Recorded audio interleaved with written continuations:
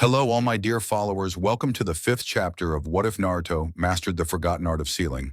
I just ask that you leave your like and comment, and if you haven't seen the previous chapters, you'll have them in a playlist on the channel. Without further ado, enjoy. Naruto just woke up to find himself walking through the forest on his back. Naruto sat up to find himself being carried by Kakehiki, who looked tired as usual. "How long have I been sleeping?" Naruto asked, causing Kakehiki to look at him with a bored expression. "Too long," was all he said before pulling Naruto to his feet and continuing to walk. "Did I do something wrong?" Naruto looked at Ishiki, who shook his head. "No, we kinda made him carry you, because you were still asleep and we needed to get moving." Ishiki smiled at Naruto while Kakehiki yawned while rubbing his eyes. "Why is he always tired?" Naruto looked at Kakehiki, who looked like he was about to collapse at any moment. "Well, it's not that I'm tired." Ishiki smiled at Kakehiki as he leaned against a tree. "He's the laziest person you'll ever meet. But there's another reason. If the enemy thinks you're already weakened, they'll make a mistake." Naruto watched as Kakehiki leaned against the nearest tree and fell asleep. Ishiki smiled at his friend as he poked him in the back of the head. "Come on. Time for Sleeping Beauty to get moving." XXX. An hour later, the group arrived at a small clearing with a small cabin in the center. As the group approached the house, the door opened to reveal Ananami with a smile on her face. "Oh, it's so good to see you." Ananami slowly walked towards Naruto until she stopped in front of him with the biggest smile anyone had ever seen. "I've only seen you once, Naruto, in a small photograph." Ananami actually started to cry as she gave Naruto a tight hug, causing Naruto to look around in a confused manner. "I'm sorry, but I have no idea who you are." Ananami gently pulled away and looked at Naruto with a look of mild disappointment before smiling again. "Sorry, I should have introduced myself first." Ananami stood up and looked at Naruto with happiness in his eyes. "I am Ananami Uzumaki, Kushina Uzumaki's father. I am your grandfather." Naruto looked at Ananami with nothing but pure surprise. XXX. A bird flew toward Senji as he stood on a pedestal. The bird landed on his shoulder and began tweeting in his ear. Senji smiled even wider as the bird continued speaking. "Excellent." Senji gave the small bird a seed and disappeared in a puff of smoke. "So Ananami is still alive. I thought he died after using his clan's most forbidden FUINJUTSU. Well, I guess it's just another loose end I need to tie up." Senji was about to jump when a voice behind him made him jump. "So you have your own agenda." Senji turned around and saw Madara looking at him. "I knew you'd find me out, Madara." Madara's one eye actually opened in shock, but quickly lowered. "I thought you'd completely forgotten about me." Madara slowly approached Senji, who just stared at Madara. "How could I forget you, little Madara?" Madara's eyes narrowed in anger at Senji, who gently stepped down from his pedestal. "Don't talk to me like I'm a child." Madara watched Senji walk around him with a calm smile. "My apologies. I didn't mean to offend the great Madara, or should I say the once great Madara." Madara's hands clenched as he looked at Senji. "You'd better watch how you talk to me." Madara turned and faced Senji, who slowly climbed down the wall. "I know your secret, Senji. You have a special Jikuken ninjutsu, but the ability to slow down time in your personal space is only a side effect of the real power. It allows you to slow your aging and even stop your blood from flowing for a few seconds. But how did you know it was me?" At this, Senji smiled even wider. "Please, you may have some of these fools hooked with your whole Toby thing, but I was there when you and Hashirama created Konoha and forged that alliance with Uzushio. Senji crossed his arms with a smug look on his face. "I recognized your chakra as soon as I saw you." Madara continued to stare at Senji for a few more seconds. "This stays between you and me." Madara walked past Senji, who smiled with his eyes closed. "But of course, I wouldn't gain anything by telling the rest who you really are." This stopped Madara as he slowly turned his head toward Senji, who was still smiling. "Have a nice day." Senji then slid down from the wall and disappeared with a slight flash of speed. "I'll have to watch him carefully," Madara thought worriedly as he continued walking down the hallway, a frown deepening behind his mask. XXX. "What are you, my mom's dad?" Naruto asked this with disbelief in his voice. Yes, your mother's name was Kushina and she was my daughter. Ananami smiled at Naruto as his disbelief soon turned to anger. Then why did I have to grow up alone? Naruto growled, making Ananami look away sadly. I wanted to come help you, but in my current state I could barely leave the hut. Ananami stated as a light breeze blew through her medium-length gray hair. I did everything I could to keep you safe. I had Enmitsuki look after you and Ishiki and Denpa give you the book on FUINJUTSU. All in the hopes of finally meeting you. Naruto watched as Ananami gently sat down on the ground, still wearing her smile. Naruto turned to Ishiki and Denpa and looked at them. You told me I was the last Uzumaki left. Ishiki and Denpa looked at each other with nervous smiles. Well, back then we had no choice. Ishiki began, but Naruto kept staring at them. What would you have done if we told you there was still a clan member alive? Denpa's question made Naruto look down at the ground in thought. You would have begged and pleaded with us to take you to him, but we couldn't allow you to see him yet. Why not? Naruto asked angrily, but the answer didn't come from Ishiki or Denpa, it came from Ananami. Because the training I've planned was going to require you to have a few more tricks up your sleeve before you could attempt it. Naruto looked at his grandfather with a puzzled expression. And what training is that? At this, Ananami smiled as he looked at Naruto. We'll help you gain complete control over the Kyuubi's chakra. Naruto just looked at Ananami and smiled. I've already done it. Ananami narrowed his eyes at Naruto, causing Naruto's smile to decrease. No, you haven't. Before Naruto could interrupt, Ananami continued. You've learned to draw on its chakra, but not separate it. Naruto's confused look said it all, making Ananami sigh. Okay, the Kyuubi is made up of two things, chakra and will. Now tell me what happens when you access the Kyuubi's chakra. Naruto thought back to the last few times he used the Kyuubi's chakra. I felt angry, almost as if I had all this rage building inside me. Ananami nodded and moved on. That's the Kyuubi's will trying to influence and take over you. Ananami could tell Naruto was listening with everything he had, and that made him smile. When you draw on the Kyuubi's power, you also draw on its will.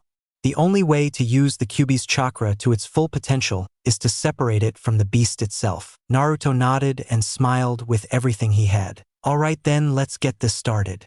Naruto started walking forward only to be stopped by Ananami again. I'm sorry, Naruto, but you can't face the Kyuubi, at least not yet. Naruto looked at Ananami in confusion until he explained. You must first be the darkness that lies within the deepest regions of your heart. Then, and only then, can you face the Kyuubi. That's when Jiraiya had enough. What are you talking about? Jiraiya looked at Ananami, who simply smiled. Naruto can't beat the Kyuubi, not at the level he's at. That's exactly why we're going to help him. This brought a look of confusion to everyone. I'm going to send us into Naruto's inner mind using the FUINJUTSU seals I've been working on since I planned this little meeting. Once there, we can help him fight the Kyuubi while we drain its chakra. Once that's done, the real training can begin. But first, we need something.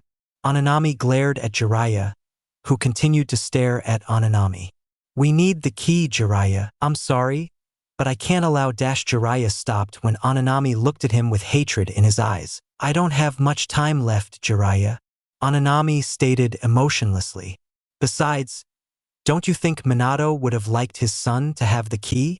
Jiraiya's eyes widened as he stared at Ananami in shock. What did you really think I wasn't watching over my daughter as she grew up? I was always watching over her, but I couldn't get there in time to save her. So this Minato person is my dad. Ananami looked at Naruto with a surprised expression. You don't know the name of your Yondaime Hokage. Naruto's eyes widened. I'm guessing you didn't know, so I'll tell you. Your mother was Kushina Uzumaki, and your father was the Yondaime Hokage Minato Namikaze. You weren't ... Jiraiya stopped when Ananami spoke in a clear and precise voice. He's going to find out sooner or later, and now that he knows who his family was, he needs to get stronger so he can preserve his memories. Naruto looked at Ananami and nodded. Ananami was about to get up from the ground when he grabbed his chest and started coughing up small amounts of blood, causing everyone to panic. Naruto made a move to help, but Ananami waved him off as he finished his attack. I'm running out of time, Jiraiya. So if you want Naruto to get stronger enough to protect himself, then you need to hand over the key. Jiraiya looked at the group and then looked back at Naruto. Jiraiya smiled at the look Naruto didn't give him, but rather pure determination. You know your father gave me the same look when I said I was going to be Hokage. Jiraiya bit his thumb and rubbed it against his palm. Guess I have no choice but to believe in you like I believed in him. Jiraiya put his palms together and opened his mouth, and out popped a very long toad with a scroll for a belly. Jiraiya, what are you doing summoning me? The toad said in a grumpy tone. Sorry, but I'm giving you Naruto Giratora. This brought a look of astonishment from the scroll toad. Absolutely not. Giratora made an X shape with his arms with an angry expression. The boy isn't ready for this kind of responsibility. Besides, do you think he's ready to face the Kyuubi? Jiraiya thought for a moment before answering. No. Giratora visibly relaxed, but then Jiraiya spoke. I don't think anyone is fully prepared to face the Kyuubi, but if anyone can beat it, it's Naruto. He has the best possible chance with all of us here. Giratora laughed. I don't mean to sound rude, but all of Konoha's forces were barely able to contain the Kyuubi. Giratora looked at Naruto with an intense gaze. What makes you think you can beat him? Because my father managed to defeat the Kyuubi. Naruto announced fearlessly, scaring Giratora. I don't care what happens to me afterward, but I will gain the power of the Kyuubi. I have to do it to protect my friends. Besides, together with everyone, we will be able to defeat the Kyuubi, and that's a promise. Giratora looked at Naruto for a few more seconds before turning to Jiraiya. It doesn't really matter what he says, does it? Jiraiya smirked as Giratora unraveled his stomach scroll to reveal seals all over it with one the size of a hand in the middle. Put your hand in the circle and add some of your chakra. Naruto did just that and left an imprint of his hand on the scroll. Now open wide. Naruto was confused until Giratora shot forward and into Naruto's mouth. Jiraiya smirked as he watched his godson struggle to get the toad out of his mouth. Jiraiya simply walked forward, and with a chakra-enhanced push pushed the toad towards Naruto. Naruto gasped for air as he fell to the ground and looked at Jiraiya. Why did you do that? Because Giratora has to be stored inside you, so you can use the key. Jiraiya smiled at Naruto, who stood up, but still looked at him. Now that we have the key, it's time for you to face your own hatred, Naruto. Ananami got up from the ground and led the way to the cabin with the group in tow. And Mitsuki, I want you to watch here in case we have uninvited guests. And Mitsuki nodded and turned around to face the forest. XXX. After entering the house, Naruto and the group were guided to a small secret door that led to a large underground area covered in seals. This is where we'll fight the Kyuubi, and you'll fight the darkness. Naruto nodded and went to the center of the room. Now sit and meditate without letting anything distract you from your mind. Naruto closed his eyes and breathed until it seemed like he wasn't breathing. XXX. Naruto opened his eyes to see the same sewer as before. Naruto turned down the passage leading to the Kyuubi and found an iron gate blocking his way. I see, so I have to go this way. Naruto turned around and walked down the opposite hallway. As Naruto walked down the hallway, he heard a voice echoing from the depths of the sewer. Why? Naruto continued forward without hesitation. Why do you care about that village and that traitor? Naruto kept walking, but found images of his past flashing before his eyes. Naruto walked out of the sewer and into an open environment with blackened trees and scorched earth. Naruto continued looking around until he saw someone standing in the distance with their back to him. Who are you? Naruto yelled and watched as the person turned to him and showed him a cruel smile. The person walked towards Naruto until Naruto fully saw that it was him. What's wrong, Naruto? Yami, Naruto shouted. Are you surprised to see your true self? Naruto just looked at his dark half in confusion. What are you talking about? Naruto asked angrily as his dark self smiled even wider at Naruto. I'm the real Naruto. Seriously? Then, why am I here in front of you? Yami opened his arms wide as if in a hug. You see this area, this is your anger and your rage. I am the only one who is the true king of this land. I'm done talking. I have to defeat you to control Kyuubi. Yami's eyes twitched at Kyuubi's name, but Naruto didn't notice. So I guess all I have to do is hit you. Naruto tapped his finger and created 5 clones. You really are a fool, Naruto. Yami did the same, creating 5 clones.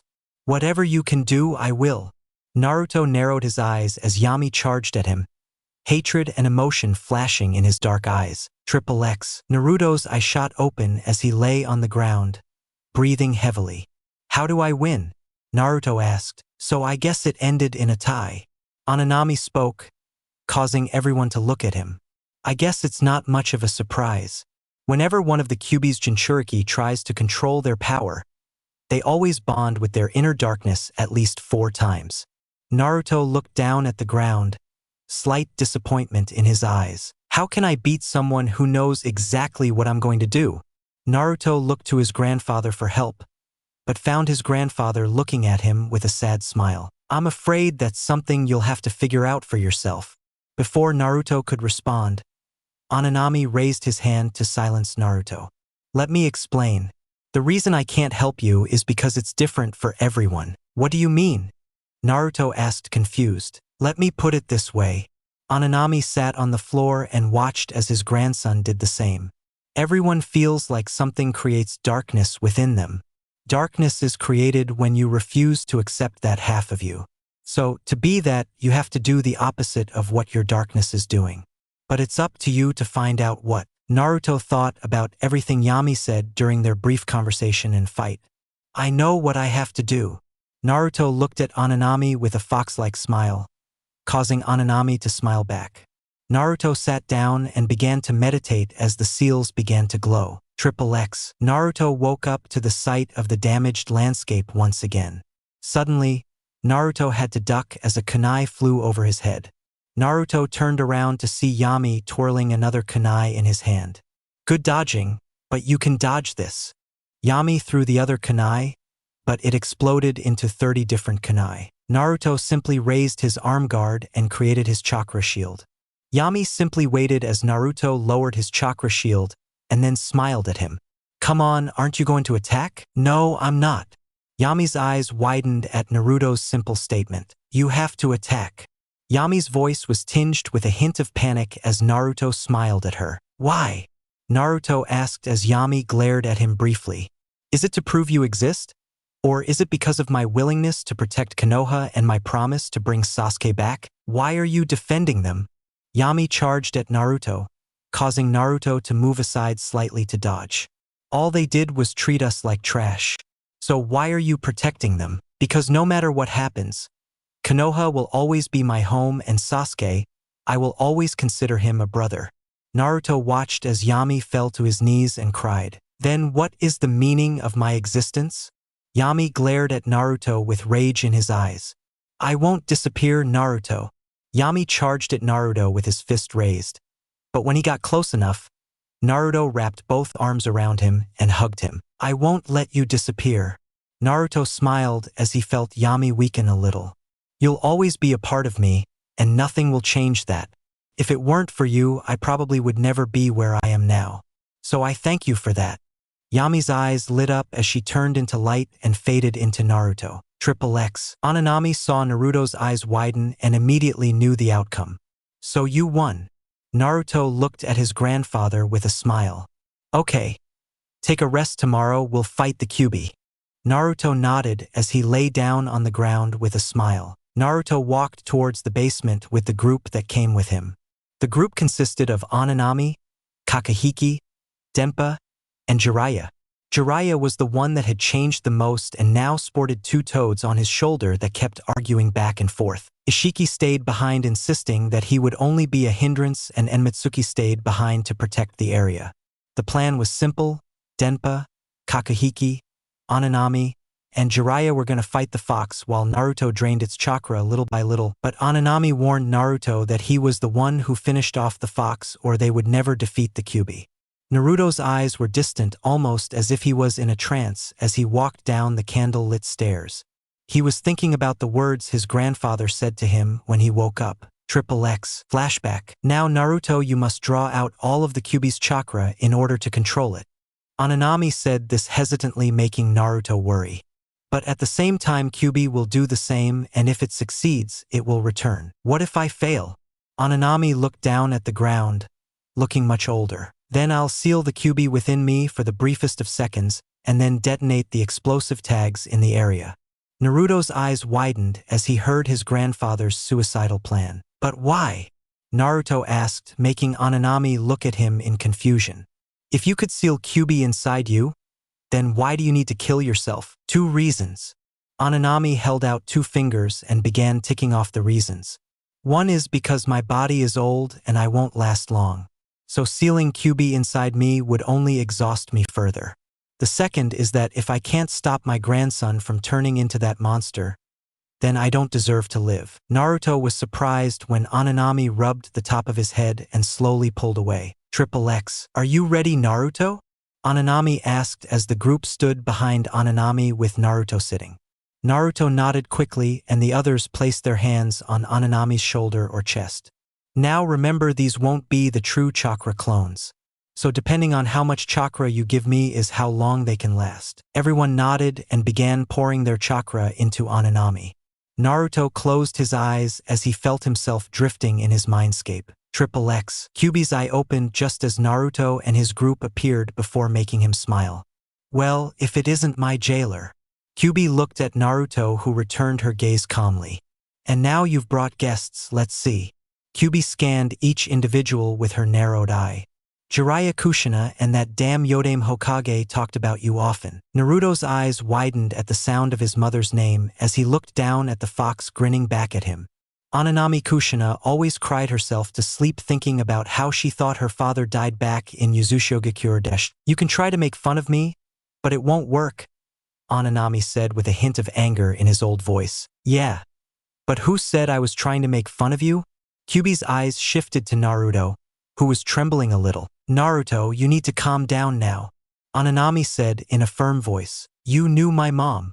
Naruto looked at Kyuubi, who smiled at Naruto with a sinister smile. Yes, you could call it that if you consider it sealed that she should meet you. Kyuubi smiled at Naruto's surprised expression. Oh yes, kid before you, she was my Jinchuriki. Naruto shook his head as he looked at Kyuubi, with a look of determination that made Kyuubi's smile reduce a little. Well, I guess if she can beat you, that means I can too. Kyuubi roared at Naruto as she crashed into the steel cage. Don't act like an arrogant human. Kyuubi's eyes reflected nothing but pure hatred. You're nothing like your dear mother. You're a mere fragment of my hatred.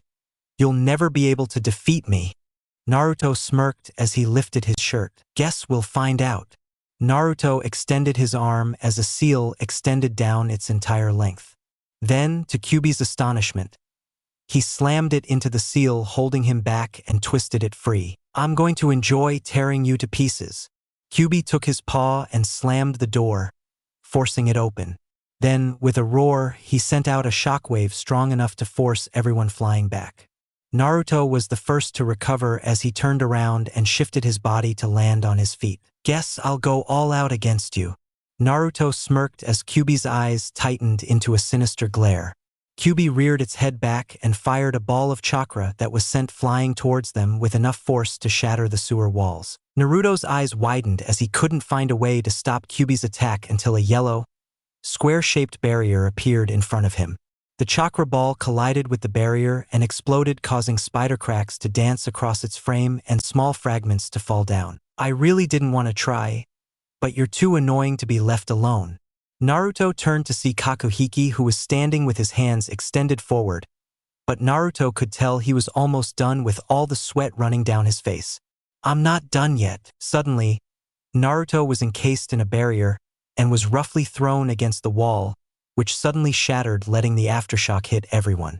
Naruto could feel the barrier absorbing the attack, but he could still see cracks forming. Naruto turned to see Jiraiya right behind him, using the barrier to keep from being thrown back. Then Naruto saw Kakuhiki suddenly fall to the ground and curl up as if he was going to sleep as he slowly disappeared. Everyone was wrong, he's lazy. Naruto felt the barrier break, and that's when he and Jiraiya made their move. Jiraiya grabbed Naruto's legs and threw him into the sky as he performed the Rasengan. Kyuubi glared at Naruto and punched him and caught Naruto, sending him to the ground. but when it connected, he vanished into smoke. Hey, Kyubi! Kyubi turned around just as Jiraiya slammed his giant Rasengan into Kyubi's face. Now Naruto! Kyubi was pulling back just as Naruto burst out of the ground and grabbed Kyubi's tail. Kyubi looked down to see Naruto begin to drain his chakra, but before he could get up, a cage of swords descended and pinned him to the ground. Kyubi looked up to see Denpa sitting on the hilt of his dagger saluting him. I will not lose. Suddenly, chakra began to turn black as it entered Naruto, turning one of his eyes black. I said it before, Naruto Uzumaki, that you are, but a mere fragment of my hatred is now gone. Naruto felt his eye close as two voices shouted, No, Naruto. Naruto's eyes snapped open as he stared into the faces of his father and a woman with bright red hair. He was no longer looking at Kyubi, but at a completely white area. You belong here, Dad. Minato looked a little surprised, but nodded anyway. Mom! Kushina nodded, resulting in the two of them receiving the biggest bear hug they'd ever had. I thought I'd never see you again. Naruto cried softly as his parents petted his head. It's okay, Naruto. Minato turned to Kushina. Sweetheart, would you mind restraining the Kyubi? Kushina smiled as she sent some of her chakra through Naruto. Everyone stared in shock as chakra chains erupted from Naruto and bound the Kyubi. This chakra isn't possible, Kyubi thought in panic. Kushina, Ananami said with slight disdain. I thought Minato would put your chakra here so you could see your son. Mom, Dad, I have so many questions. Naruto fell silent as Kushina gave Naruto a hug. I'm sorry, Naruto. Naruto was confused as he looked at his father, who looked away. If I were stronger, you wouldn't be in the mess you're in. Naruto gently pushed his mother back and smiled at her. I don't blame either of you. This surprised them both. I knew what you did was for the best of the village, so the best thing I can do is make sure your sacrifice isn't in vain. Wait a minute. How do you know so much, Naruto? Minato asked with a curious look. Come with me and you'll see for yourself. Naruto smiled as he returned to his body. Naruto opened his eyes just as the chains connected to the ground. Kushina and Minato suddenly materialized next to Naruto. Kushina looked around until she saw a frail-looking old man who made her eyes water. Father! Ananami smiled as his daughter hugged him. I thought you died when you made me get on the boat. Ananami hugged his daughter back. I'm sorry I worried you so much. Ananami's eyes seemed to gain some light as she looked at her daughter. I think it's time I entered this fight. Kushina looked at Ananami, who simply walked forward as he dropped his staff. I guess one can't help but see how powerful you are, Kyubi. Kyubi growled as she broke free from her chains. Such a foolish little beast. Ananami shot 4 tags in a circle around Kyubi, causing Kushina's eyes to widen. Father, no! Ananami turned and smiled as he turned to the Kyubi, who began to stand up. FUINJUTSU, Jikantishi, Sealing Jutsu, Time Stasis. Kyubi let out a roar just as he froze in place. If you want to beat Kyubi, I suggest you do it now and do it big. Naruto glanced at Ananami, who seemed to be aging by the second. Naruto, use my chakra. Naruto turned to see Minato, Jiraiya, and Denpa standing over him. Naruto held out his hand just as the 3 poured their chakra into it. Naruto focused on his seal and kept pumping more and more chakra into it until he was holding a giant spiraling ball of chakra. I'm proud of the way you grew up, Naruto. Minato said this as he gave his son one last hug as he disappeared. I have Kyubi, but one request. Naruto jumped as he began to drain Kyubi's chakra. Get out of my face. Naruto took the oversized Rasengan and shoved it straight at Kyubi's face, sending the fox backwards but left some behind as it went flying backwards with its chakra. Naruto felt the chakra begin to expand his body, giving him a ghostly shape just as the Kyubi burst out of the rubble with a grunt. I can't lose to you. Kyubi threw his head back and created a giant-sized ball of chakra. Wow, you have so much power even now. Naruto smirked as he twisted his seal again, causing an intertwined torii to fall down, immobilizing Kyubi as the gate closed, causing Kyubi to look at Naruto. There's no way this FUINJUTSU and that new form resembles Rikudo Sannin, Sage of the 6 Paths. Kyubi thought as his eye gently closed as he gently fell asleep. Naruto turned around and saw Kushina with Ananami on her lap crying. Now, Kushina, how many times do I have to tell you? Ananami said as he gently faded away. Crying never suited you. This made Kushina cry even harder. Why didn't you ever try to contact me? Kushina's voice was filled with pain as her father smiled. Because it was better to look to the future instead of being stuck in the past. Ananami gave his daughter one last kiss. But I always saw you growing into a beautiful woman who would marry a man who would make her happy and have a cute baby. I was never for a second without looking at you if I should apologize for something. Kushina looked down in surprise as her father smiled sadly. I watched as that monster of a man took you from your family. I was too weak that I couldn't dash dot. Kushina gently silenced her father with a loving hug. You don't have to apologize. Ananami looked at Kushina with tired eyes. I know you would go to any lengths to get to Konoha, but in your current condition, you couldn't make it in time. Ananami looked away, but Kushina turned her head back to her. But I will never blame you for anything, father. You looked after Naruto when he needed it most. You were his protector when his life was in serious danger. And for that, I thank you. Kushina kissed the top of Ananami's head and smiled at him with tears in her eyes. I'll see you soon, okay, father? With that, Ananami disappeared, leaving only Naruto and Kushina. Naruto, I don't have much chakra left. Kushina looked at the cage just as the chains wrapped around the cage to keep it secure. But I can make sure that the Kyuubi won't get out. Naruto nodded as his mother began to disappear. Naruto, I'll be watching you, I promise. I just want to tell you a couple of things. Thank you for letting me be your mother. Show everyone how strong you can be, and don't let that Hinata girl slip through your fingers. I would have liked to see you with someone with my attitude, but I can tell she's got a fire in her that will have you standing on your toes. But there's one person I want to warn you about. His name is Madara Uchiha, and he is a cold-hearted man who would do anything for the Kyuubi and all the power it would give him. Naruto looked at the ground and then at his mother. How do you know about that, Mom? Kushina's eyes filled with tears as she spoke. Because he was the one who controlled the Kyuubi and attacked Konoha. Naruto's eyes widened at what she said. But don't go looking for him. He's too strong right now. I promise you, Mom, Naruto said, but deep down he was fighting the urge to go out and find this man. I love you, Mom. I love you, son. Kushina smiled at Naruto as she gave him a kiss while she completely faded away. XXX. Naruto woke up to find an even larger Ananami. What happened to you? Naruto ran to his uncle while coughing. This is the price for using that FUINJUTSU. Ananami seemed to fade away. You freeze time on whatever is in the circle, but the user ages 10 times every second they have it active. But I have one thing left to give you. Ananami pressed a scroll into Naruto's hand. Open it and wrap it around your head. The information will be transported to you. It contains everything about us, but most importantly, how we became extinct. Naruto's eyes widened as he looked at the scroll that contained what he wanted to know. Naruto looked back at Ananami and saw that he was breathing slowly and looked even paler than before. Grandpa! Naruto dropped the scroll and grabbed his grandfather by his clothes, causing the old man to flinch. Naruto, I've lived this life too far for my liking. Ananami glared at Naruto as his eyes lost their light. I've lived my life full of regrets, but I hope that by passing my torch to you, I can finally free myself from those regrets. I have faith in you, Naruto, but I want you to promise me one thing, that no matter what you see or hear in that scroll, you will not allow anger to take over. Naruto looked confused for a second. I promise, Grandpa. Ananami smiled at Naruto as he gently closed his eyes for the last time.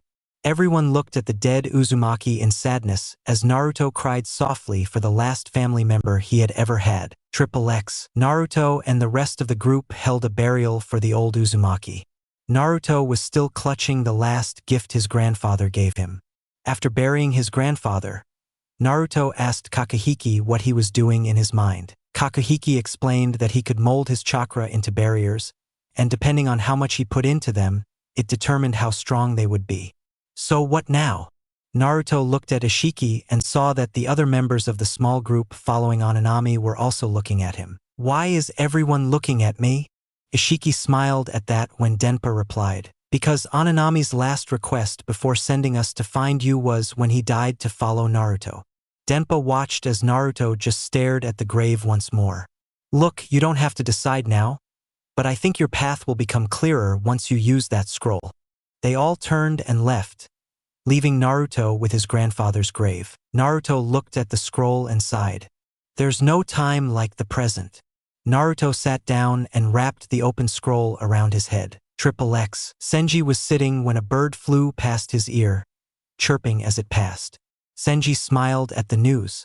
So Ananami is finally dead. Senji stood up, patted him on the back, and continued his walk. Guess that piece of the puzzle is solved. It was then that he heard a twig snap. Senji turned around and saw Pain looking at him with cold gray eyes. Oh, I didn't know you could change that look.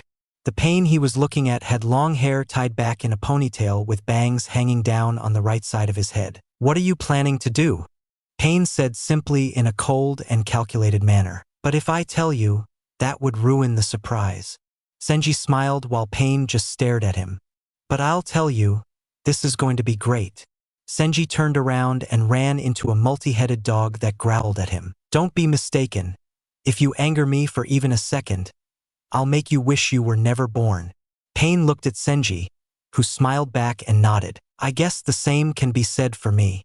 Senji moved to the dog's left without even paying attention to him.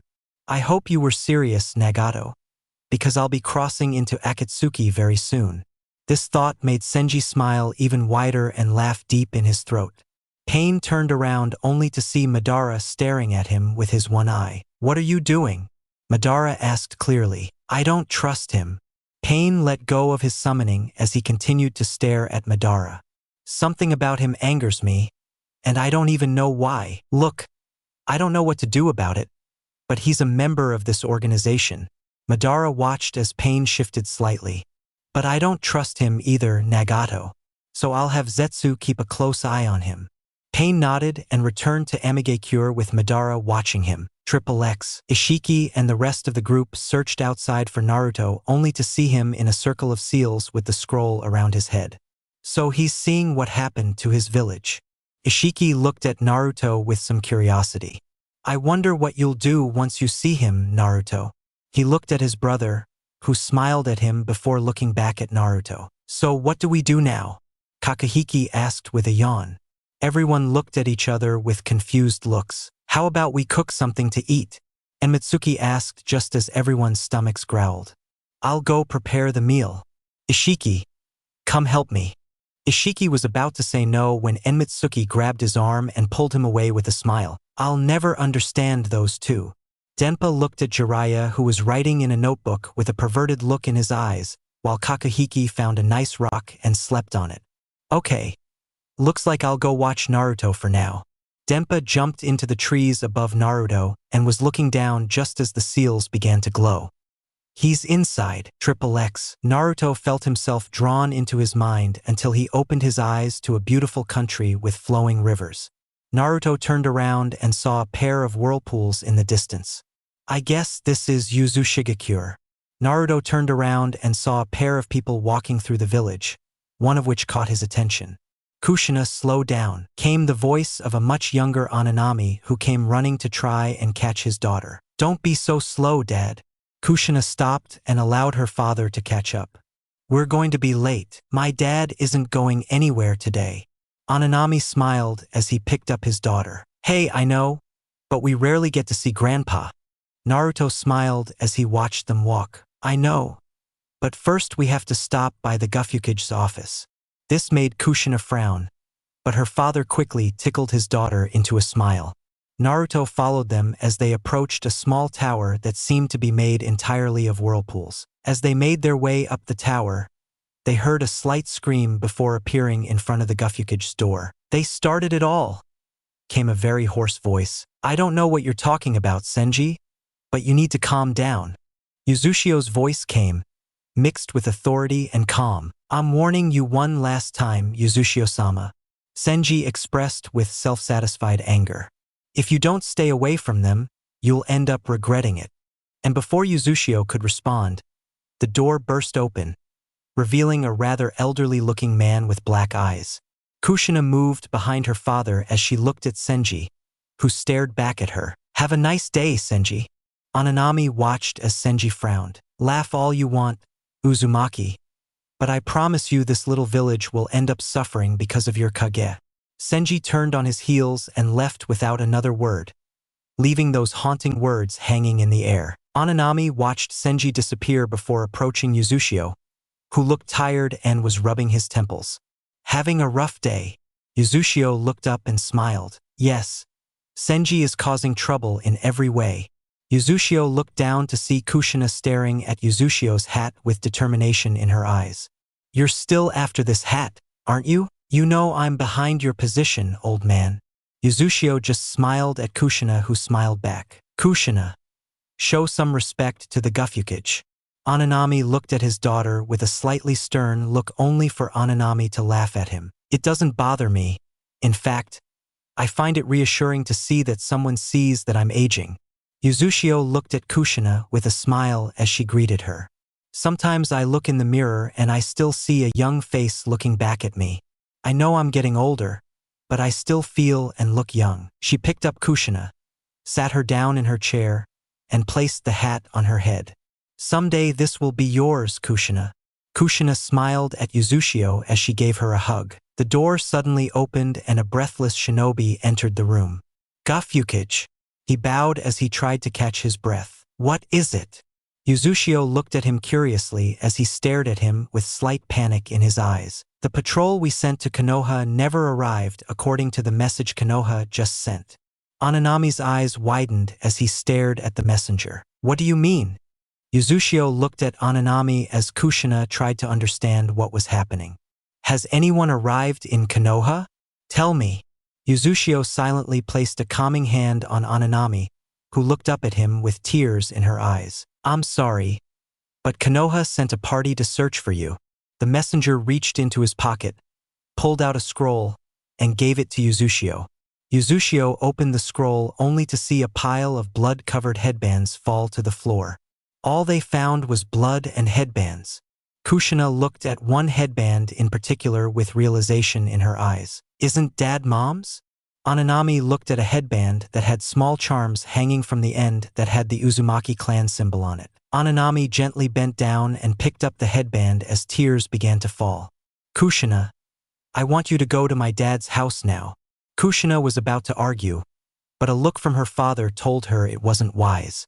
After Kushina left, Uzushio touched a seal on the side of the room that glowed at his touch. Before anything else could be said, the room was filled with 3 different people. One Naruto recognized as the young Kakehiki with a bored expression.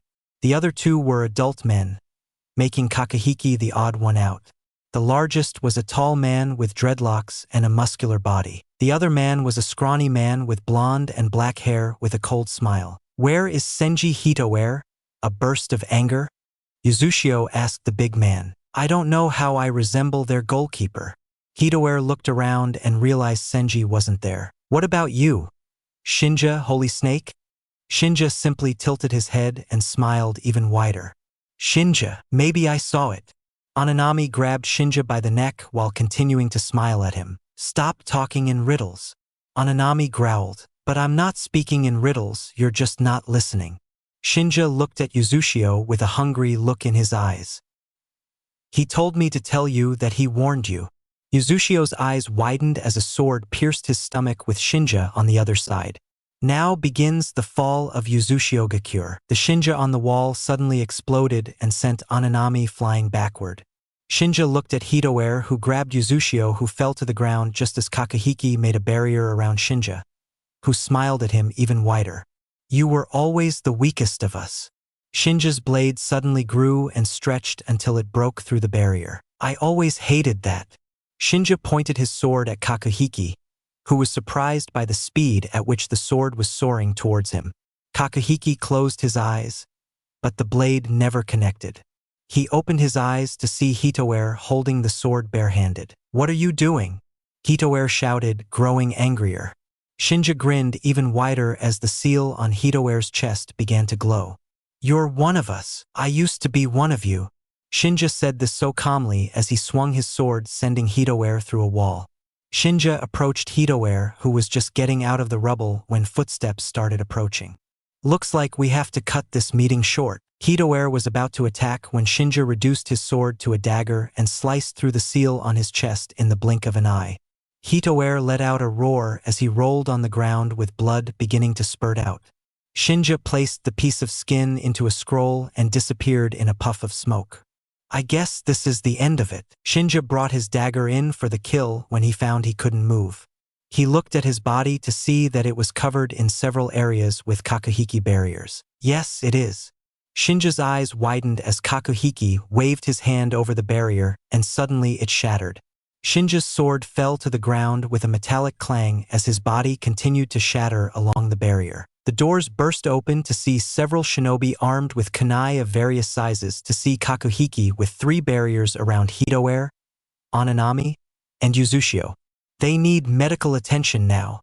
Kakuhiki watched as the ninja moved towards the fallen shinobi, but no one noticed Shinja's sword disappear in the rush to help. X, Hitoware, Kakuhiki, and Ananami stood watching as Uzushio woke up. Give a warm welcome. Ananami smiled at Uzushio, who looked around in confusion. What happened? Uzushio just asked to see depressed looks on everyone's faces. I'm sorry, but Shinja and Shinji betrayed us. Kakuhiki looked more tired than usual as Hitoware placed a hand on his shoulder. She stabbed you with her sword, which was coated in poison, and we were barely able to stop you from dying. She then proceeded to remove Hitoware's seal from her chest and blast Ananami almost through a wall. Uzushio looked at Kakuhiki and knew what he had done. You did what was necessary. This only seemed to increase Kakuhiki's despair. I know, but I wasn't fast enough. This confused Uzushio as Kakuhiki continued. If I hadn't been so slow, I would have been able to stop his sword. I would have been able to prevent him from taking Hitoware's seal. I'm fine, kid. Hitoware rolled up his sleeves to reveal identical seals on his right and left shoulders. The one on my chest was the main seal that gave me most of my strength, but I can still draw plenty of strength from these two. And no matter how fast you were, you wouldn't have been able to stop his sword. Uzushio tried to get out of bed only to collapse. So what's going on? We know Senji and Shinja can't act on their own, Ananami stated, receiving a nod from Uzushio.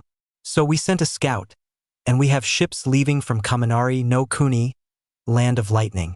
They're sailing in a way that prevents us from sending a scout to send a message to Konoha. How about a falcon? Ananami shook his head. We already tried that. As soon as he took flight, an arrow flew and brought him down. Uzushio grunted as he leaned up. Looks like we have the war against us, and Kumogakure is leading the charge. So what do we do? Put everyone who can't fight and some of our ninja on boats and send them in various directions away from Kumo's fleet. We have to make sure that if we fall, at least some will make it. I'll go with the passengers. This made everyone look at Kakuhiki with surprised expressions. The moment those ships leave, they'll be fired upon. I'm the only one who can create barriers strong enough to hold off a fleet until we reach land. Uzushio nodded and looked toward Hitoware and Ananami. You know I'm staying. Hitoware grinned like an animal. I'll stay. Ananami just said, making Uzushio shake his head. You have a son to take care of. Ananami was about to argue the point only to be interrupted by Uzushio. This is not debatable. Ananami nodded. Very well. Start loading the people on board. Naruto looked sad, but felt himself being pulled further until he was at the docks with everyone aboard the ships except Kushina and Ananami. All right, time to go, Kushina. Ananami started walking down the plank walk only to receive a kunai to his shoulder and stomach. Daddy! Kushina stopped moving and went to Ananami, who simply grabbed her and threw her at one of the citizens. Make sure he gets to Konoha. The citizen nodded and held Kushina tightly as she tried to break free from the man's grasp when a Kumo nin suddenly appeared behind Ananami. Damn it, we didn't make it in time, one of them said as he watched Ananami stand up with a single hand signal. Sorry, but you're dead. He suddenly realized that he and his companions couldn't move. FUINJUTSU, Jikantishi. Ananami snarled as he turned to the Kumo ninja to see about 30 of them. I'm going to kill them all in one shot. The tags began to glow a different color. I'm going to transport to a special small area. I hope you like the ocean floor. Ananami began to wither away, suffering from the effects of the FUINJUTSU, but he kept going. FUINJUTSU, Kukantanai, Sealing Technique, Spatial Displacement. Suddenly the area behind Ananami was hidden as the light dissipated. The Kumo ninja were gone. Ananami fell to the ground in a heap as his breath began to shorten until he was covered by someone's shadow. Look at all the trouble you're causing. Ananami smiled as he recognized the voice. Shut up, Uchiha. Fusion sword. This made the man chuckle, making his sword clink in the hilt as Ananami closed his eyes. What do you think we should get out of here? Uchiha asked himself. Oh, I don't know what you think. Uchiha answered himself with a wicked smile as he picked up Ananami and disappeared into a whirlpool of water. XXX. The boat containing Kushina and Kakahiki landed only to see Senji smiling at her. Hello. Nice day for a boat ride. Kakahiki grunted at Kushina, but realized he was the only one who could mold chakra into his boat. Senji, don't hurt them. Senji raised an eyebrow at Kakahiki. I'll go with you if you let them go. Senji rubbed his chin, his black eyes thoughtful. Okay. Kakahiki threw himself to the ground, but as soon as he did, he grew tired and threw himself to the ground. Now, what to do with them? Damn it, you said you wouldn't hurt them. Senji glared at him with anger in his eyes. And I won't, but it will get troublesome if they go to Konoha and tell them that Kumogakure and I destroyed Kumogakure. Senji started making hand signs until he landed on the bird. Everyone on the ship started looking outside with a dazed look until their eyes snapped open. Senji-sama, we don't know who, but someone is attacking Uzushio-gakure. A citizen shouted, making Senji laugh inwardly. Don't worry, I'll take care of it. Senji watched as the boat door opened. Now get out of here before they find you. Everyone nodded and started to leave the boat, with one person catching Senji's eye. Kushina. Senji made a move to grab her, but thought better of it. I can't catch her now, but I'll be able to attack soon. I just need to be patient. Senji looked at Kakahiki, who looked back at him. Don't look at me like that. I could have killed them all, but I didn't because it wouldn't benefit me. Senji bent down and picked Kakahiki up. He took one last look as his old village began to go up in flames. I warned you, Uzumaki, now look what happened. I must go plan the next mess up in my plan. Senji just smiled cruelly as he disappeared in a burst of flames. XXX. Uzushio got up from the ground just in time to see Hitoair fall after being attacked by 30 different ninjas. It's over, Uzushio, everything's gone. Uzushio turned his head to see E walking toward him with lightning dancing on his body. I just want to know one thing, Reikage-sama. Uzushio smiled as blood dripped from his mouth. What is that? E took a few steps closer and looked at Uzushio. Why attack us? Because you're a strong ally of Konoha, and we're in a time of war. He gestured with his arm at the destruction. This is just a way to gain an advantage. I don't take any pleasure in this, believe me, but shinobi only respect one thing, and that's strength. This made Uzushio's face smile even wider. Then I guess after this you'll respect the dead. E's eye widened as the seals began to crawl over Uzushio's body. You haven't forgotten who's right. Then let me say it. We are Uzumaki, we never give up, we fight until then, and we will never die. Uzushio smiled as he spoke his final words. Yura Shisho Fuinjutsu, 4 upside-down symbol sealing technique. Symbols suddenly burst out of his body made of blood that spread until it covered almost the entire island. Everyone run! He yelled as he disappeared in a burst of speed. He looked back to see half of the forces he brought with him hiding behind the black orb before it was all stuffed into Uzushio's corpse. We are Uzumaki, we never give up, we fight to the bitter end and never die. You're right. No one truly dies as long as even one person remembers them, and I will never forget you, Uzushio. He watched as Uzushio's corpse began to turn to dust and float away in the wind. Even in death you protect Uzumaki's secrets. He smiled at that as he signaled for his troops to return to the boat, not noticing the only house that hadn't been touched by anything. Triple X. Naruto's eyes widened as the scroll fell from his head, causing everyone to look at him. I saw it. Denpa and Ishiki looked at Naruto with sadness in their eyes. Yeah, it wasn't pretty, Ishiki said as he sat down. Denpa was twirling a short dagger that Naruto noticed very quickly. That's Shinja's dagger. This made Denpa smile as he grabbed the blade mid-spin. Yes. Denpa looked at the blade with a fascinated look. Tensaku, Sever of the Heavens, is the nickname for this sword. The name was lost long ago when Shinja took up the sword. But how did you get it? Naruto asked, still staring at the blade that stabbed Uzushio in the back. Well, when the owner of this blade dies, the blade seeks a new owner. Denpa gently tucked the blade into his cloak with a gentle smile. But I can't use the blade the way Shinja did. He spent years finding every trick to this blade, and all I managed to find was that it contracts and retracts at alarming speeds. Naruto nodded, then remembered the man who saved Ananami. What happened to that Yukakin kid? This brought surprised looks from both Denpa and Ishiki as they looked at each other nervously. We don't like to talk about him. Ishiki looked at his brother, who shrugged. It's not that he's bad, but it's awkward. So why could I see more than just Ananami's memory in this thing? Naruto held up the scroll and looked to Denpa for the answer. Well, he put a bit of everyone's memory in that scroll. Denpa smiled sadly at Naruto. The reason you saw Uzushio's last moments is because Ananami placed a seal on him that would transport his last memories into a scroll for him to see. Naruto just stared at the scroll, sadness in his blue eyes.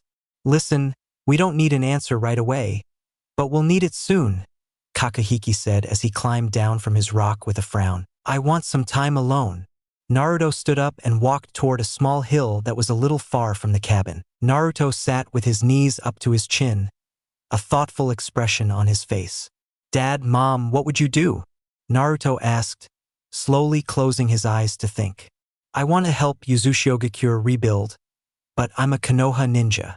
What do I do? Why not try both? Naruto recognized the voice on the scroll and turned around to see a man with silver blue hair wearing a snake-like grin and a tattered cloak wrapped around his waist. Yukakin dashed. Naruto couldn't say anything else when Yukakin placed his hand over Naruto's mouth. Shoo! Yukakin smiled at Naruto. If the others knew I was here, it would only cause trouble. She watched as Naruto nodded. Now it seems to me you should be able to do both. What do you mean? Yukakin just smiled and gestured to the small group behind him. The one thing the Okita have going for them is that they're fiercely loyal to the Uzumaki clan. Yukakin sat and watched the sun gently set behind the horizon. You can be the leader of a village and still be a member of Konoha. What do you think an alliance is for? Unite two villages together, Naruto said in an obvious tone. Exactly. But to recreate Uzushio you need time. Yukakin waved his hands in the air as if calculating the time needed. Well, you have 3 years of training and you have 4 people who can help with the reconstruction. Then you have Nami who could help in the rebuilding process. So I'd say roughly 3 years and 2 months for the new Uzushio to be ready at the latest. Wait, how did you know how long my training lasted? At this, Yukakin simply smiled. Sorry, but that's my secret. Yukakin suddenly stood up and stretched his back. I'm out of place, kid. But remember you can call on your allies for help. Wait, why can't you stay? Naruto watched as Yukakin stopped and looked back with a confused look on his face. Because that would ruin the surprise I have in store for you. With that, Yukakin disappeared into a swirl of water, leaving Naruto behind to his thoughts. Rebuild Uzushio and stay with Konoha until it's finished. Naruto looked up at the sky. What do you guys think? A soft breeze blew through the air, making Naruto smile. I thought you guys might like it. Naruto turned his attention to the hill and walked down it with a wide smile on his face. Jiraiya and the others looked over to see Naruto walking down the hill with a smile. So, what have you decided? Naruto looked at the others and they smiled back, knowing what he was going to do. We need to make a stop at Nami no Kuni. Naruto's smile grew even wider with thoughts of rebuilding his ancestral home. Hinata walked through Konoha with a smile on her face. Naruto is returning today. Hinata could barely contain her excitement as she woke up. She was now heading towards the gate when she saw Tsunade waiting by the door as well. Hokage-sama, what are you doing here? Waiting for Naruto to come back. Tsunade looked ready to call in a search if Naruto was even a second late. He should be here soon. Hinata started looking up at the sky until she heard the unmistakable sound of footsteps. They turned to see 4 people approaching the door. One was Jiraiya, smiling, but with a tired look in his eyes. The others were Ishiki, Denpa, and Enmitsuki.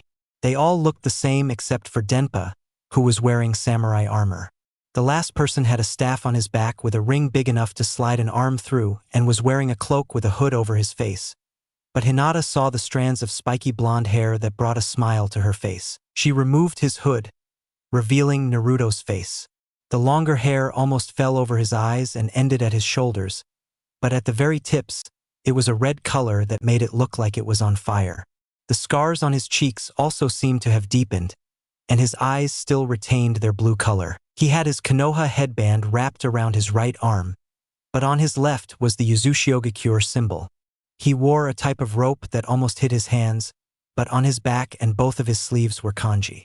The one on his back was Nanimu de Fukusu, the nameless fox, but the 2 on his sleeve actually spelled out one whole thing. The kanji on his arm when placed together was Sannin no Hai, Sage of Yang. What's too much? Naruto smiled a little at Tsunade and Hinata's faces. Naruto, what happened? Tsunade and Hinata said at the same time, making Naruto laugh a little. Well, I've been a little busy. Naruto looked at the length of his hair with a slight frown. I'd like to get a haircut. Hinata walked forward and looked at Naruto's hair. I like it a lot. Naruto looked at the hair and saw the smile. Guess I can keep him for a while.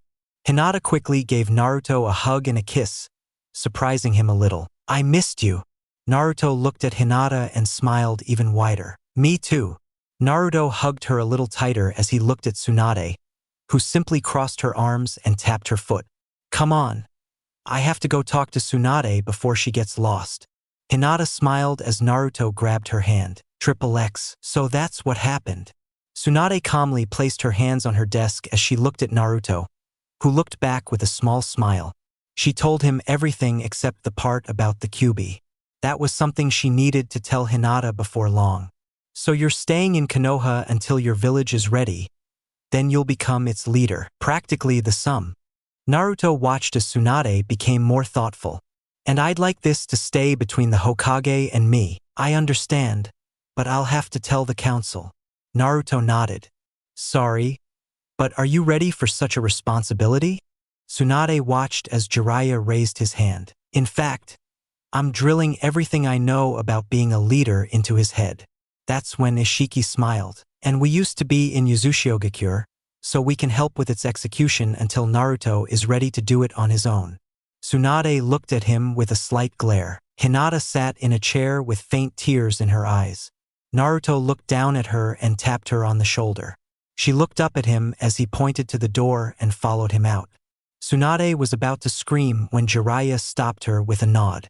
I'll complete the rest of this story.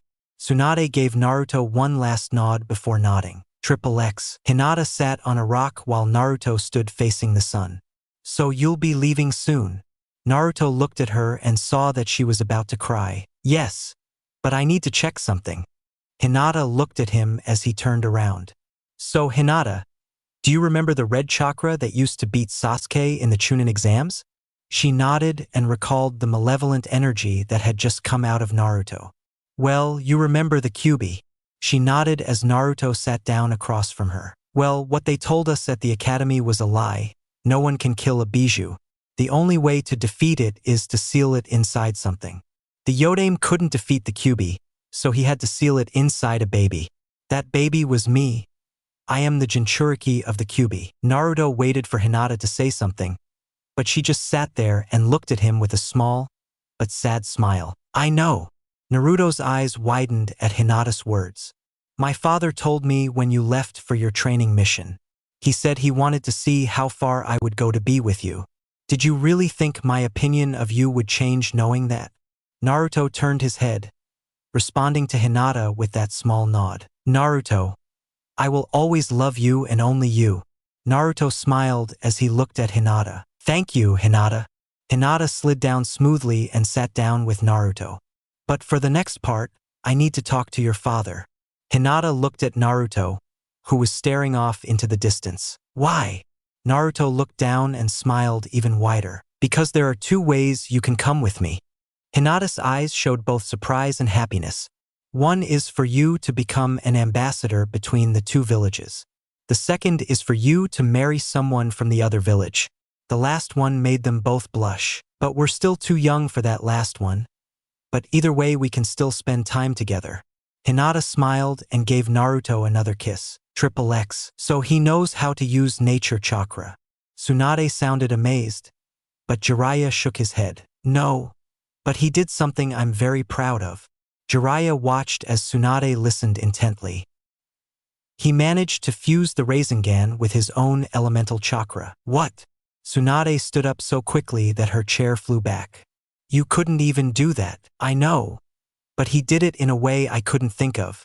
Tsunade's eyes widened as she realized what he meant. Seals. He did it with seals. He managed to combine the seal that helps him create his Rasengan with his wind-based seal. He's still on the way to a nature chakra seal to help complete his jutsu. But the thing is still one hell of a jutsu. What exactly does he do? Tsunade suddenly saw Jiraiya's expression change dramatically. Well, I don't really know exactly. Tsunade looked at Jiraiya a little longer. But from what I could gather, it attacks on a cellular level almost like poison, but much worse. It's almost as if he's slicing his opponent with microscopic wind blades that simply rip the enemy apart from the inside out. Tsunade thought about everything Jiraiya said about the new jutsu Naruto created. Is he exhibiting any violent reaction to this? Jiraiya was thoughtful for a few seconds. You know, now that you mention it, he said his arm felt like it had been stabbed multiple times. Tsunade stared at him and knew what he wanted. I need to see him. Jiraiya nodded and was about to catch Naruto when Tsunade spoke up. But first we have a problem. Akatsuki made their move on Suna and managed to capture the current Kazekage and Jinchuriki Shikaku. I need you to bring Naruto back here so I can tell him his mission. Jiraiya nodded and walked over to the door to leave. Triple X. Naruto stood in the Hyuga mansion, behaving like a clam, waiting for Hayashi to talk to him. Naruto heard the door open and saw Hyuga walk in with a faint smile. Hayashi-sama will see you now. Naruto nodded and entered Hayashi's quarters. Naruto saw Hayashi sitting cross-legged, drinking some tea from a cup. Naruto. Hayashi looked at Naruto with calm eyes as Naruto swallowed. What did you want to talk about? I'd like to ask Hinata to become an ambassador between Konoha and Uzumaki. Hayashi's eyes narrowed slightly at the mention of the Uzumaki house. You see, I'm rebuilding Uzumaki, and since Konoha and Uzumaki were aligned back then, I see. But why Hinata? Why not another older shinobi? Naruto looked at the ground with a slight expression of concern. Could it be that you don't want Hinata to be an ambassador, but something else? Naruto said nothing, but Hayashi could see the way Naruto flinched as he hit near the mark. What would you do if I said no? Naruto looked at Hayashi and saw that he was looking at him with a critical gaze. Then I guess I'll have no choice but to fight for her. Hayashi stood up and Naruto did the same. The two stared at each other for what seemed like hours until Hayashi spoke. If we fought, you'd lose. Naruto smiled and Hayashi looked curiously. I may lose, but I'll go for the only person I want for this job. Hayashi watched for a few more seconds. Fine. You can be an ambassador until something happens. But when will this village of yours end? Naruto thought for a few seconds before speaking. In about a month or two, I'd like this to stay between us as well. You can tell the Hokage, just make sure it's discreet. Hayashi nodded and turned away with a wave. Naruto bowed and left with a smile on his face. Hinata, you chose your boyfriend well. Hayashi smiled as he went back to writing on a scroll. Triple X. Naruto stepped outside only to be ambushed by Sakura, who punched him in the back of the head. Idiot, you're running around this village. I had to track you by your chakra signature. Naruto turned and smiled at her. Sorry, Sakura, but I've been a little busy. Naruto rubbed the back of his head with a wicked smile just as Jiraiya walked in. Naruto Tsunade wants you to see her for a mission. Naruto nodded as he followed Jiraiya with a smile while Sakura followed with a frown. XXX. What? Naruto looked at Tsunade with a look of surprise when he heard about Gaara's capture. What do you mean he's been captured? Akatsuki attacked Tsunade and managed to capture Gaara when he went to protect his village. Tsunade watched as anger seemed to float through Naruto, but it slowly faded. Suna asked you to be on the mission. Naruto nodded and turned to look at Ishiki, Denpa, and Enmitsuki. Enma? Can you come? Enmitsuki smiled and bowed. Why just her? Jiraiya looked puzzled by the choice. Because Ishiki is more of an explorer than anything else. Ishiki smiled at this. And Denpa is better off with his brother than with anyone else. Denpa leaned against the wall and twirled his dagger. So their best bet would be Enmitsuki. Jiraiya nodded as Naruto walked out the door with Enmitsuki in tow. He'll make a fine leader with a little more experience under his belt. Jiraiya looked at Tsunade, who nodded with a smile. XXX. Naruto was waiting by the door when Kakashi and Sakura joined him and Enmitsuki. Are we ready? Naruto asked. Seeing Kakashi's eye smile at him. Then let's go. Naruto turned around and jumped, leaving small footprints in the ground. Kakashi jumped after Naruto, shouting, "We have to go through Suna." Naruto turned his head to look at Kakashi. "We need to treat Kankuro and get some information back to Akatsuki." Naruto nodded and continued on his way to Suna. XXX. Orochimaru sat on his bed with a smile as he mapped out the final piece of his plan. "Soon, Sasuke, you will be mine." Orochimaru laughed a little until he heard a sound. He looked up just in time to see a lightning spear shot from his doorway heading right for him. He managed to shift his body, missing the spear by mere inches. "What the hell?" Sasuke suddenly opened the door and smiled at Orochimaru. He looked exactly the same except for a change of wardrobe and an open shirt that exposed his chest along with a giant scar running down his chest. Sasuke discovered the scar when he arrived in Otogakure and changed out of his old clothes. Sasuke himself was furious seeing that Naruto could have killed him, but he still held back his attack. "I think you've outlived your usefulness." Sasuke channeled more chakra into his spear. Another spear shot out from the side and impaled Orochimaru in the side. "You think you can kill me?" At first Sasuke looked confused and smiled. "I'm an Uchiha. I think a pathetic snake could never stand up to the power of the Sharingan." Orochimaru simply stared at Sasuke until he smiled. Sasuke looked at Orochimaru as his mouth opened to the impossible as a giant white snake tore itself out of Orochimaru's skin. Sasuke watched as the snake fell behind him and let out a long hiss. "Guess I'll have to show you." Sasuke looked at Orochimaru as his Sharingan activated. Orochimaru slithered towards Sasuke at high speed, as Sasuke's curse mark slowly began to cover his body.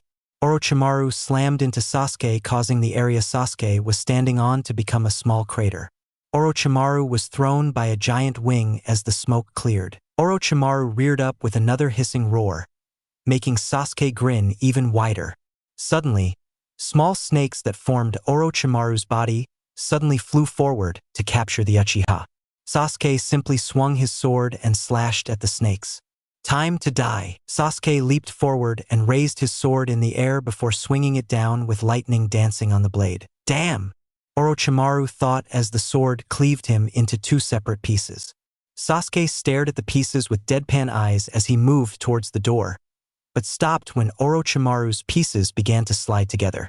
Sasuke turned around with an emotionless look as Orochimaru's snake-like mouth smirked. "You can't kill an immortal." Orochimaru spun forward, but suddenly stopped as a man wearing a black cloak with red clouds and an orange mask appeared in front of him. "Immortal," Madara replied in a mocking tone. "You wouldn't know anything about being immortal." Orochimaru looked into Madara's eyes and saw his Sharingan. Orochimaru suddenly found himself in a pit with Madara looking down at him. "Now you really will die." Orochimaru's eyes widened as 1,000 swords fell from the sky towards him. Sasuke watched as Orochimaru's snake-like body collapsed to the ground. "You said you weren't going to interfere." Sasuke snarled at the eldest Uchiha, who turned to face him. "Yeah, sorry about that." Madara walked over to Orochimaru's body before sucking his body into his eye. But if you remember, we had a deal. XXX. Flashback. 3 years ago, Sasuke was walking through the forest when he heard the woods crack behind him. He turned around and charged a Chidori with what little chakra he had. What he saw was a man in a black cloak with an orange mask waving at him. "Who the hell are you?" Sasuke snarled, causing Madara to step back in slight surprise. "Is that any way to treat a clan member?" Sasuke's eyes widened in surprise, but it quickly turned to anger. "How dare you call yourself an Uchiha?" Sasuke was about to attack when Madara pulled back a bit of his mask to show Sasuke his purple eye before it turned into a Sharingan. Sasuke stopped in his tracks as Madara smiled under his mask. "You really are an Uchiha?" "Yes, Sasuke." Madara placed his mask back on his face. "But my entire family was killed by Itachi." Madara's eyes turned up in a sort of smile. "Yes, but under direct orders." Sasuke's anger quickly turned to surprise. "Don't you find it strange that he murdered everyone in his clan except you? He let you live twice. He could have killed you at any time, and yet he didn't. Because he loves me. Don't fool yourself, child," Madara said in an angry voice. "Itachi was ordered to kill your clan by the Konoha elders because they were planning a coup in the village. Why should I believe you?" Sasuke asked as Madara leaned against a tree. "Because I was the one who helped him do it." Sasuke's anger returned with a fury as he charged at Madara with a raised kunai. But before Sasuke could reach him, Madara grabbed him by the throat and slammed him against a tree. One man could never kill an entire Uchiha, even if he were an Uchiha himself. So he came to me and I helped him with the mission. "Why are you telling me this?" Sasuke glared at Madara, his Sharingan blazing. "Because I need your help." Madara watched as Sasuke laughed. "And why should I help you?" "Because if you do, I'll aid you in your revenge." Sasuke stopped laughing and looked at Madara in confusion.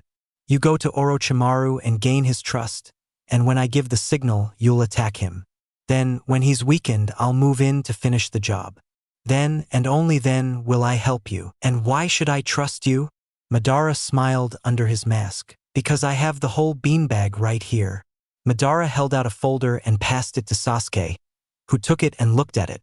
Madara saw Sasuke's eyes go from sadness to rage in a single second. "All I have to do is betray Orochimaru and you'll help me."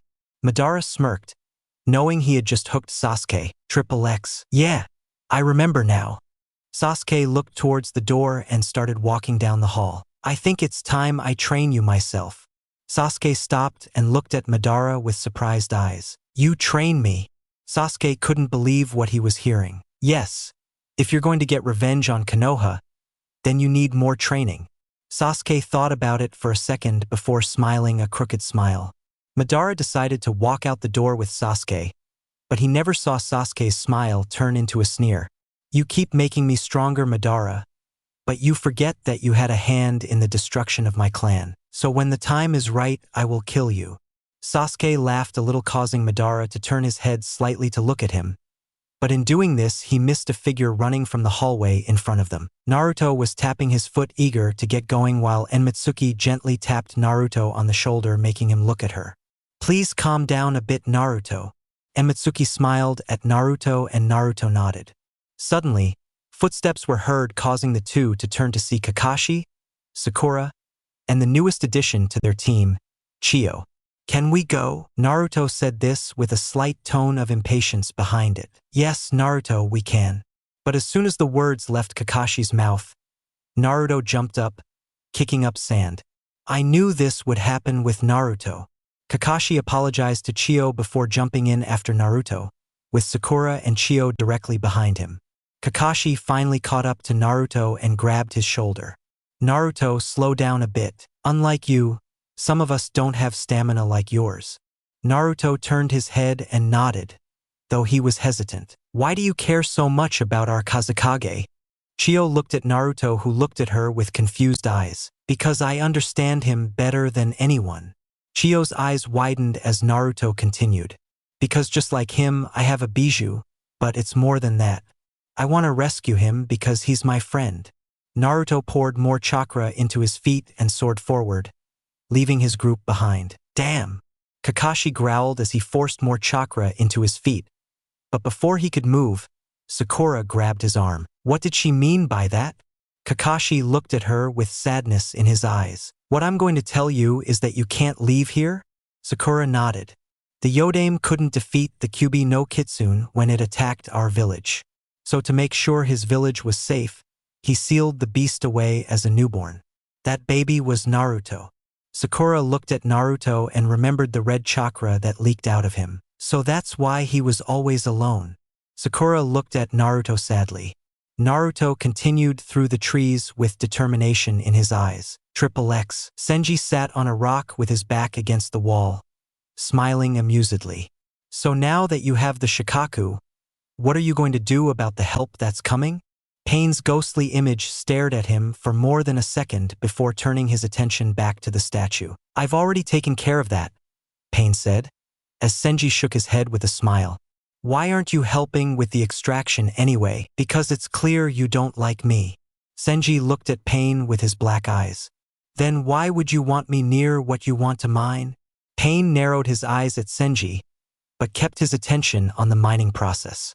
Besides, I don't have the patience for something like this. Senji climbed down from the rock, turned around, and walked out with Pain staring after him. Zetsu, you've found something about him.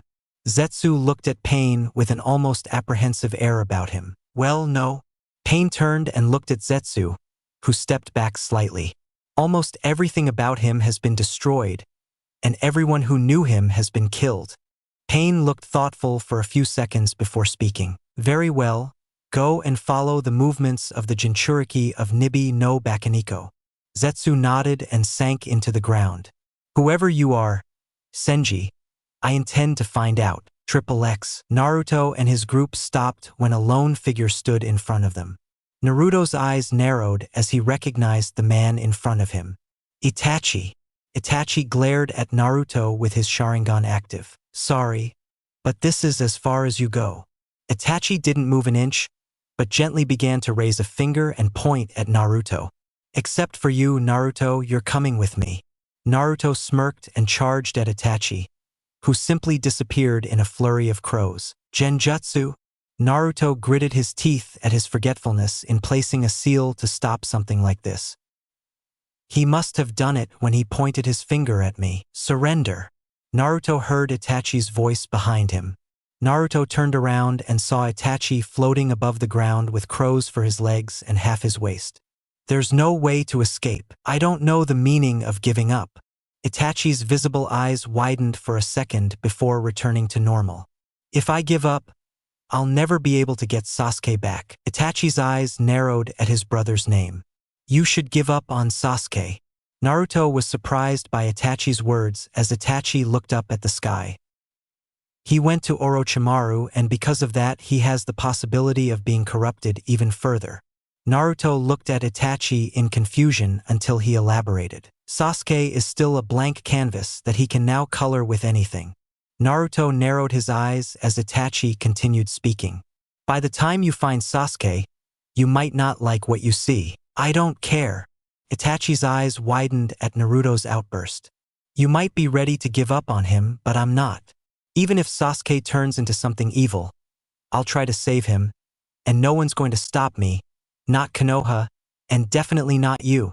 Itachi continued to glare at Naruto with a calculating gaze. You talk about an impossible dream. Didn't I just say I don't care how hopeless it seems?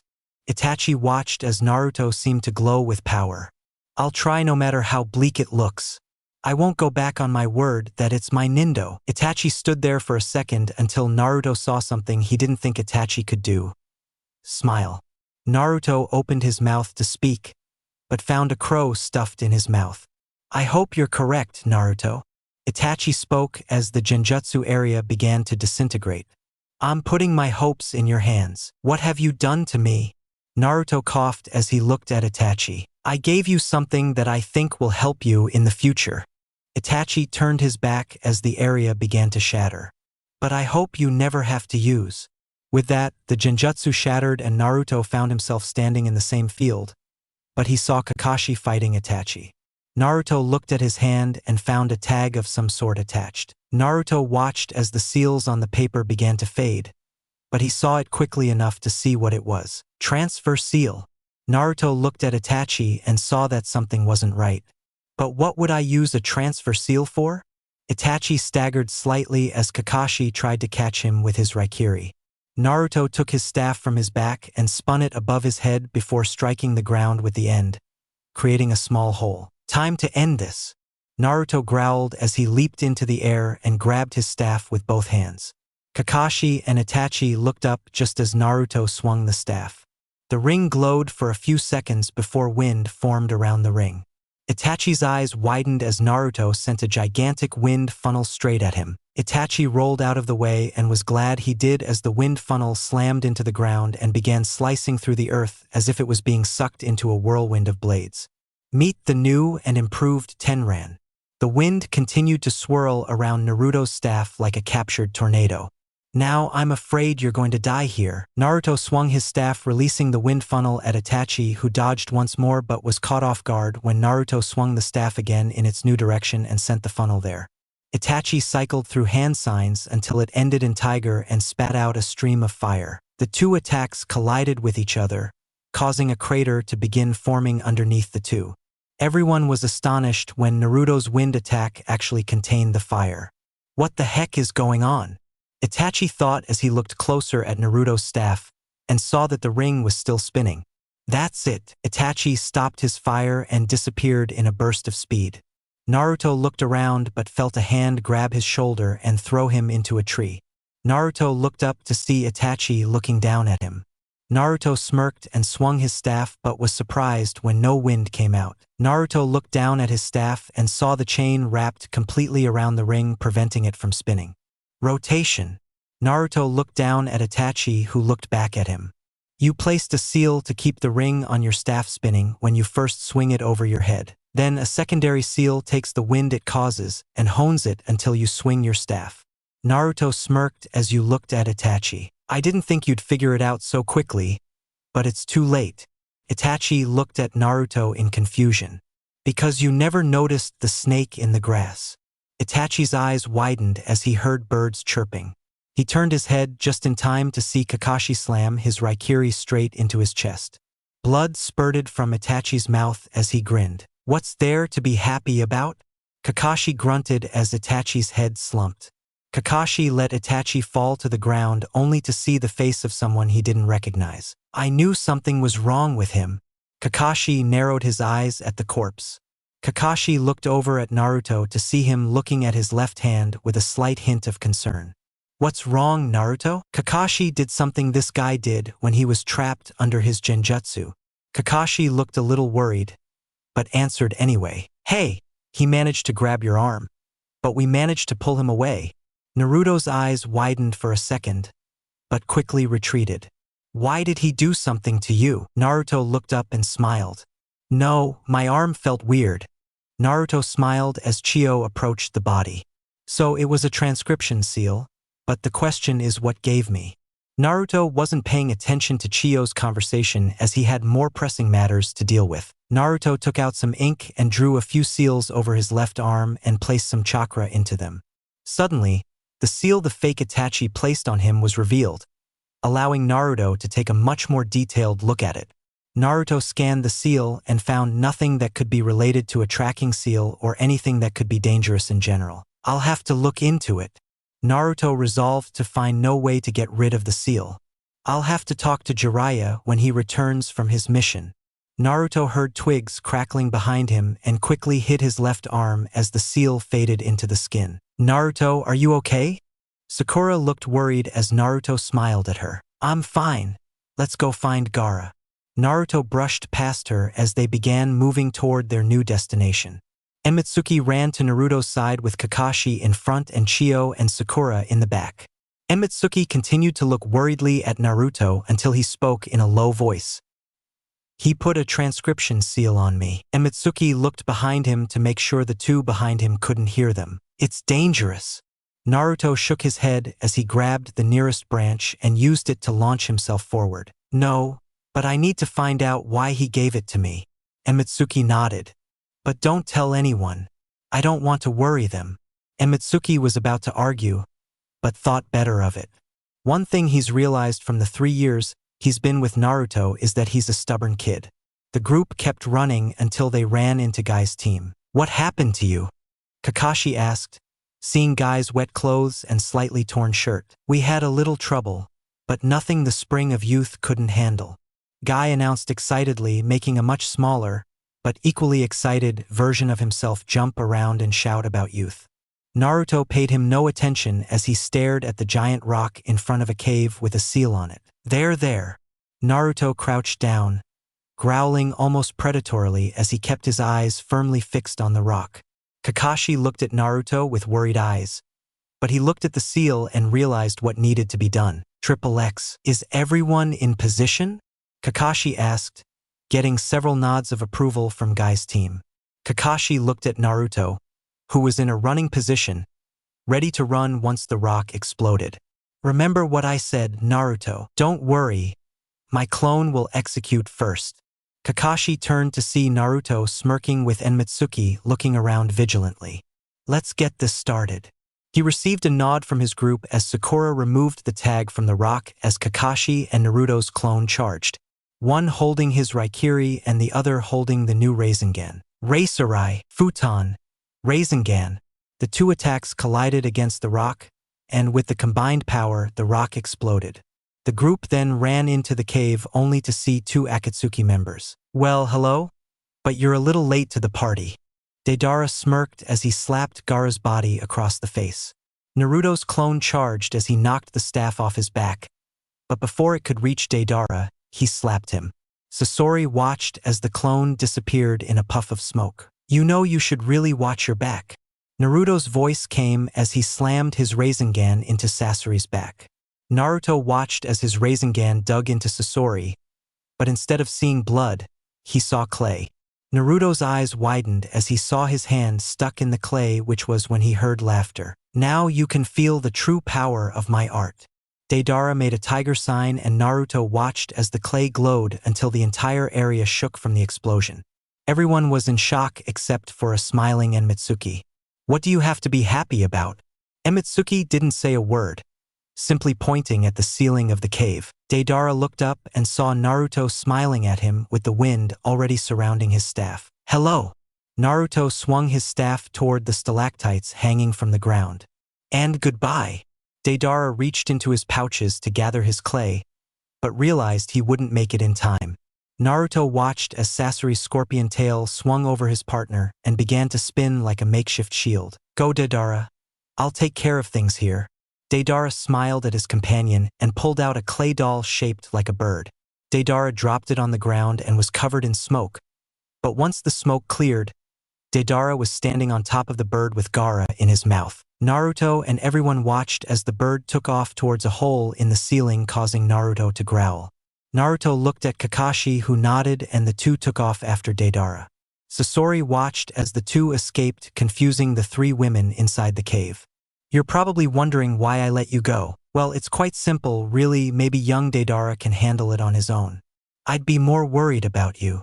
Sasori suddenly whipped out a gauntlet arm and pointed it at the 3 of them. Time to die. Suddenly, the gauntlet spikes shot forward as they separated to reveal kunai with explosive tags on them. Be careful!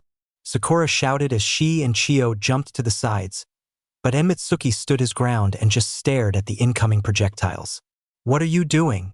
Mitsuki closed her eyes and took a deep breath before opening them to reveal blood-red eyes. Sasori watched in fascination as her eyes flickered. Then, before everyone's eyes, the kunai in front of her were shattered into pieces as if sliced by a sword. What? Now, what do we have here?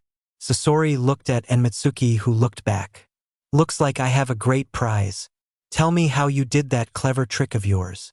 Mitsuki smiled as he shook his head slightly. I guess I should tell him.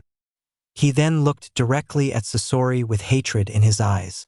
Since you're going to die here, I come from a clan that can convert our chakra into invisible blades that are then sent forward to cut down anything within sight of our eyes.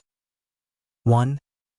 Sasori smiled from beneath his puppet's armor, and Mitsuki continued to stare at Sasori in confusion. What's with the look? Sasori asked as Enmitsuki smiled sadly. Well, I just told you what my Kekai Genkai is capable of. Sasori tilted his head slightly. So what? Enmitsuki smiled a little bigger. Well, you're standing in my sight. Sasori's eyes widened as his puppet was attacked by multiple invisible chakra blades.